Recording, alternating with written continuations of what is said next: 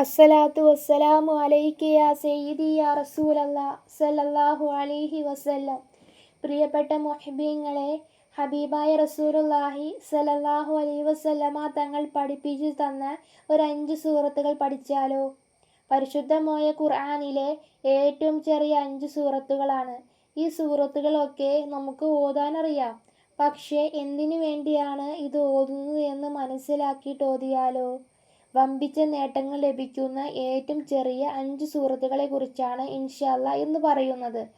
കണ്ണേറ്, സിഹർ, അതേപോലെ തന്നെ മുസീബത്തുകൾ, സകല ഇടങ്ങേറുകൾ, കൂടത്രം പോലത്തെ ബുദ്ധിമുട്ടുകൾ, ശൈത്താൻ്റെ ജിന്നിൻ്റെ ബുദ്ധിമുട്ടുകൾ തുടങ്ങിയ മനുഷ്യ പിശാചുക്കളുടെ ഇടങ്ങേറുകൾ എന്തൊക്കെയാണ് ദുനിയാവിൽ നമുക്ക് കണക്കാക്കപ്പെട്ടിട്ടുണ്ടോ അതൊക്കെ അവരിലേക്ക് തന്നെ മടങ്ങാൻ ഈ ഒരു ചെറിയ സൂറത്ത് എന്നും ഓതിയാൽ മതി.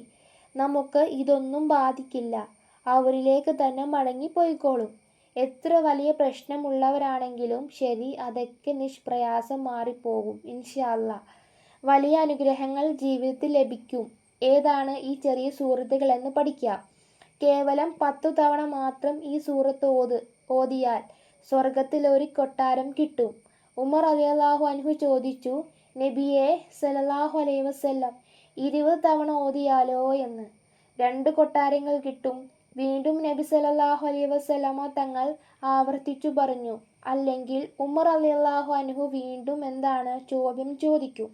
ഇതേപോലെ തന്നെ 10 തവണ വീതം ഓതിയാൽ ഓരോ കൊട്ടാരങ്ങൾ നിനക്ക് ലഭിക്കുമെന്ന്. ആ കൊട്ടാരം പണിയുവാനുള്ള സൂറത്ത് ഏതാണെന്ന് നമുക്ക് നോക്കാം. അതിനു മുന്നേ തന്നെ എൻ്റെ വീഡിയോ ഇഷ്ടപ്പെടുവാണെങ്കിൽ ലൈക്ക് ചെയ്യാനും ഇതുപോലെ നല്ല അറിവ് ലഭിക്കാൻ താല്പര്യമുണ്ടെങ്കിൽ എൻ്റെ ചാനൽ ഒന്ന് സബ്സ്ക്രൈബ് ചെയ്ത് ഓൾ എന്ന ഓപ്ഷന് ക്ലിക്ക് ചെയ്ത് വയ്ക്കുകയാണെങ്കിൽ ഞാനിടുന്ന ഓരോ വീഡിയോയും നിങ്ങൾക്ക് ലഭിക്കുന്നതായിരിക്കും. ഈ സൂറത്തുകൾ പറയുമ്പോൾ നിങ്ങൾ ചിന്തിച്ചേക്കാം, ഈ സൂറത്തുകളാണോ, ഇതൊക്കെ എനിക്ക് അറിയാലോ എന്നൊക്കെ.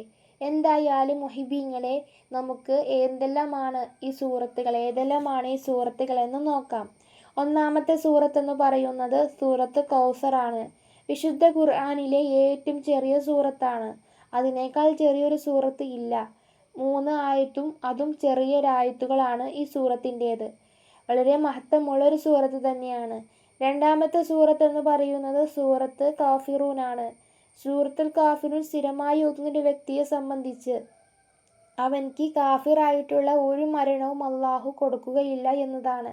അവൻ കാഫിറായിട്ട് മരിക്കില്ല എന്നതാണ് ഈ കാഫിറൂൻ എന്ന സൂറത്ത് ഓതുന്ന ഒരു വ്യക്തിയെ സംബന്ധിച്ച്. അപ്പോൾ ഒന്നാമതെന്ന് പറയുന്നത് സൂറത്ത് കൗസർ ആണ്. രണ്ടാമത്തെ സൂറത്തുൽ കാഫിറൂൻ ആണ്.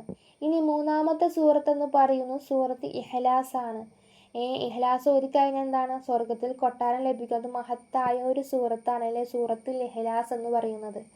നാലാമത്തെ സൂറത്ത് ഫലക്കാണ്. അഞ്ചാമത്തെ സൂറത്ത് നാസ് ആണ്. ഒസ്വാസ് അങ്ങനെയുള്ള ബുദ്ധിമുട്ടിൽ നിന്നെല്ലാം നമ്മളെ സംരക്ഷിക്കുന്ന സൂറത്തുകളാണ്. ഈ 5 സൂറത്തുകൾ നമ്മൾ അറിയാവുന്ന സൂറത്തുകളാണ്. അറിയാത്തവരായി തുച്ഛമായി കുറച്ച് ആളുകളെ ഉണ്ടാവത്തുള്ളൂ. കൂടുതലായി നമ്മൾ ഈ സൂറത്തുകളൊക്കെ നിസ്കരിക്കാൻ നേരത്തൊക്കെ ഓതുന്ന സൂറത്തുകളാണ് ഇൻഷാ അല്ലാഹ്. അപ്പോൾ ഈ സൂറത്തുകളൊക്കെ നമ്മൾ മനസ്സിലാക്കി ഓതിയാൽ വളരെ പ്രതിഫലമുള്ള സൂറത്തുകൾ തന്നെയാണ് ഇപ്പോൾ പറഞ്ഞ 5 സൂറത്തുകളും.